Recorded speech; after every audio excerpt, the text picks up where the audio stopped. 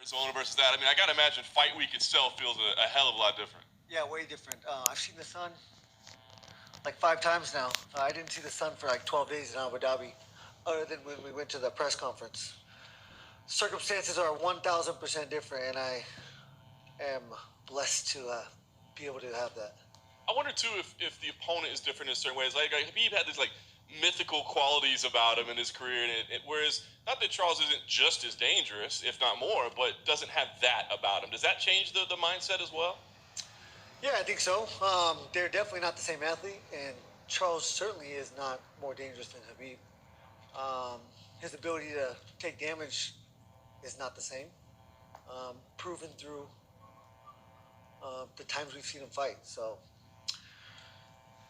all my criticism of Charles is from a kid that we were talking about that we all watched grow, and now we're talking about a man with confidence. It's a different person, but ultimately, the same Charles is still there. Same Charles that fought Cub Swanson, same Charles that fought Donald Cerrone, same Charles that fought RDA, Pettis. Choices were made in that by him, and the choice to quit was made.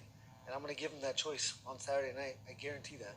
It's interesting because the narrative is like that he used to quit, and a lot of people say, yeah, but he's answered that. He doesn't quit anymore. That's fine.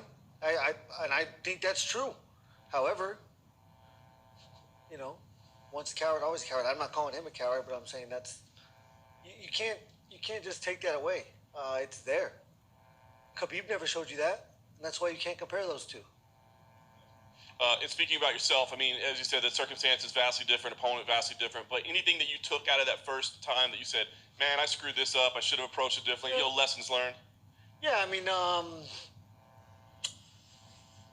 a tactic was going to be to evade, and that was the first and only time I've ever had that mindset, and, it won't happen on Saturday. If he marches through me, then good for him, but I won't be moving backwards. Last thing for me, I think it's interesting. Like, your legacy is already secure as one of the most respected, most entertaining fighters in the sport. But what would this win mean for you? I mean, what would a championship do for you? Does it change anything at all? Yeah, it's huge, especially who we're talking about. Charles, that's a man with confidence. It's by far going to be my biggest accomplishment in this game, in this sport. These are the good old days, and I cannot, I can wait, but one day I'll get to look back, and all of this will be special. Justin, right here. I mean, man, you've had some all-time moments in this area here downtown. I mean, I remember 7 years ago, the Luis Palomino series back-to-back at Comerica. Yeah, we'll be there tomorrow for a press conference. Some of the loudest crowds still I've ever heard in my life, and it was only a couple thousand. I wonder, does this area have good vibes to you? Like, does it have good memories that you carry for it this week? Yeah, absolutely. All of my most competitive situations when I was learning about competition are in this valley.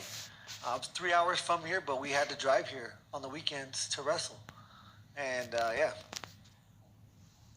I'm going to have a ton of family, ton of friends, but countless people that have seen me grow in this valley, wrestling in different duels and tournaments. I remember as a senior, I think it was called, I want to say Westwood, or I don't know, they're blue and orange. And when you're the guy, everyone wants to see you lose. And I was in a tough situation, and I had the entire gym against me. 8th grade state championship. I lost because I was too aggressive. The ref said I was being too aggressive, and I was pushing the guy out. So he gave him a couple extra points, and I lost that match. Every single person in there wanted me to lose. And then when I got dirty like that, they all booed that guy on the stage when he was on top of that podium, because I earned people's respect. Whether they want me to win or they want me to lose, my effort earns your respect, and that's all I'm here for. Does it blow your mind to think that those Palomino fights were 7 years ago? I mean, do you even recognize that guy who's in these fights anymore? I mean, that was a different guy, just like we're talking about a different Charles. I mean, with age comes wisdom, and every single fight you learn so much. So, yeah, those are, again, some of the best times that I've had in this sport, in this valley. Time flies. I wish it would slow down. I tell everybody I meet that time, it does not slow down from here on out. So, yeah, you just have to embrace the opportunities, and I thank God daily for the opportunities I have to inspire people from around the world. Charles, I mean, he's such a unique type of champion, right? Because he doesn't have this aura of invincibility. We've seen him lose, and even in these last few fights, we've seen him get really badly hurt. But it almost seems like he's his most dangerous when he's in that point where he's sort of in those blood and guts moments. How unique is that for you? And I mean, how can you circumvent those type of challenges? Yeah, I mean, that is normal for a fighter. When you choose fight over flight, that's the only way. And yeah, he has done a great job. I think his opponents really made some mistakes. I think Chandler whooped his ass first round, got too overconfident, and that's why the shot was so effective. He forgot how much danger he was in. If they're awake, they are dangerous, and someone on the brink of dying is the most dangerous, especially when they choose fight.